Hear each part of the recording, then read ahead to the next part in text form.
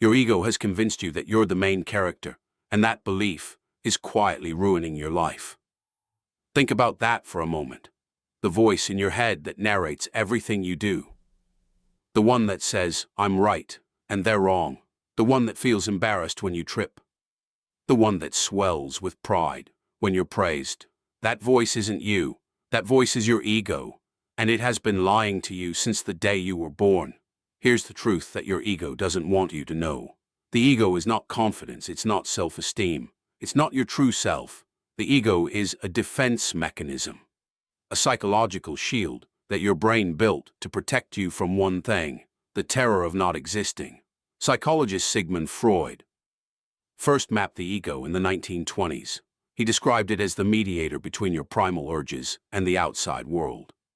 But modern neuroscience tells us something much stranger. The ego isn't one thing. It's a network of stories your brain tells itself to create a coherent sense of I. And here's the catch. That I isn't real. It's a useful fiction, a convenient illusion that helps you navigate the world. But when you mistake that illusion for who you actually are, that's when the trouble begins. Let's go deeper. Your ego has one primary job: keep you safe. But safe doesn't mean happy. Safe doesn't mean fulfilled. Safe means alive. Your ego treats your identity like a physical body. Anything that threatens your beliefs, your ego reacts like it's under attack. And here's where it gets wild. When someone proves you wrong, your brain lights up in the same regions as physical pain. Neuroscientist Jonas Kaplan and his team at USC scanned brains in 2016. They found that when people's core beliefs were challenged, the brain's pain networks activated.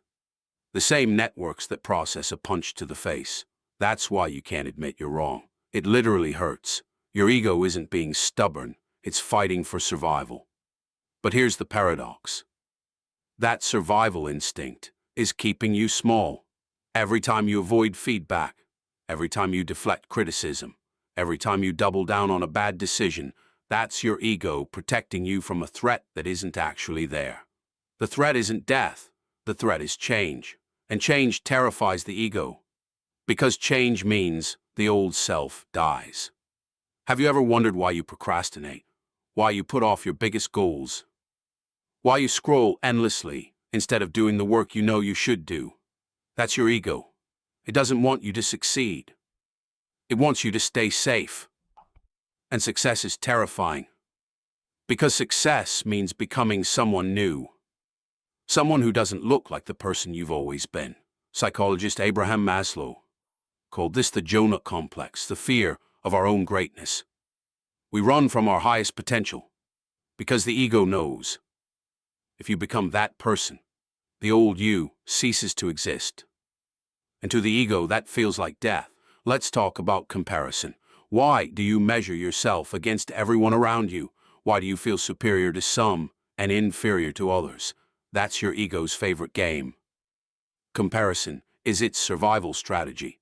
Because if you're comparing, you're playing the hierarchy game. And if you're playing the hierarchy game, you're focused outward. You're not looking inward. You're not asking the dangerous questions. Who am I without my job title? Who am I without my relationships? Who am I without my achievements? Who am I without my opinions? Your ego doesn't want you to ask those questions. Because the answer is terrifying. The answer is, you don't know. And not knowing is the ego's worst nightmare. But here's the truth that your ego desperately hides from you. You are not your thoughts. You are the one who hears them. Think about that. If you can observe your thoughts, you cannot be your thoughts. The observer is something else, something deeper, something the ego can't touch. Philosopher Alan Watts described it perfectly. The ego is a social institution, not a biological fact. It's something you've been taught to believe about yourself, not something you actually are. But we've been trained since childhood to identify with the ego. Your name, your school, your grades, your job, your possessions, your status, all of these become the building blocks of your identity. And your ego clings to them like a drowning person clings to a life raft. Let go of any one of them, and the ego panics. But here's the beautiful contradiction. When you let go of the ego's grip, something remarkable happens. You become more you, not less. The real you. The one that was there all along, hidden beneath the noise, beneath the defenses, beneath the stories you tell yourself about who you are. Let me ask you a rhetorical question. What if everything you believe about yourself is just a story? What if the person you think you are isn't real? What if the self you're protecting doesn't exist? That's the ego's final secret. It's a ghost, a phantom, a helpful illusion that has overstayed its welcome. And here's where it gets even stranger. When you see through the illusion, you don't collapse. You don't lose your mind. You don't become dysfunctional. You become free. Free from the need to be right. Free from the fear of being wrong. Free from the approval of others. Free from comparison. Free from the anxiety of failure. Free from the terror of not being enough, because you finally understand, you were never your achievements. You were never your failures. You were never your thoughts. You were never your ego. You were always something else. Something watching, something aware, something that doesn't need to prove anything to anyone. Psychologist Carl Jung spoke of the ego as the center of consciousness, but he also spoke of the self, the bigger self, the one that includes everything, the one that doesn't need to defend itself, the one that isn't afraid of death, because it knows it was never born in the first place. That's what your ego doesn't want you to know, that you are already whole, that you have nothing to prove, that the story you've been telling yourself about who you are is just a story, and you can tell a new one anytime you choose. But the ego will fight you. It will whisper that you're being naive, that you need to protect yourself, that people will take advantage of you, that you need your defenses. That's the ego's last stand. The fear that without it, you'll be destroyed. But the truth is the opposite. Without the ego's constant protection, you're not vulnerable, you're resilient, because you're not defending a fragile illusion anymore. You're living from something real, something that can't be threatened, something that doesn't need to be right, something that doesn't need to win, something that is perfectly okay with not knowing. And that, right there, is the most powerful place you can be. The place of, I don't know, the place of curiosity, the place of openness, the place where growth actually happens.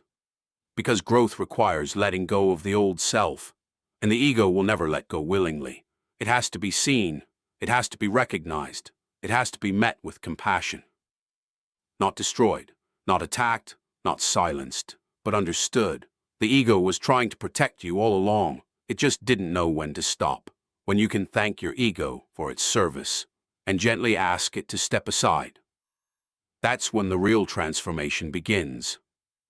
That's when you stop living for approval. That's when you stop fearing judgment. That's when you stop playing small. That's when you start actually living, not as a character in your own story, but as the awareness behind the story. Not as the main character, but as the one who is aware of the main character. And that awareness, it has no ego. It has no fear. It has no need for control. It simply is. And it has been there all along, waiting for you to notice. Your ego doesn't want you to know any of this.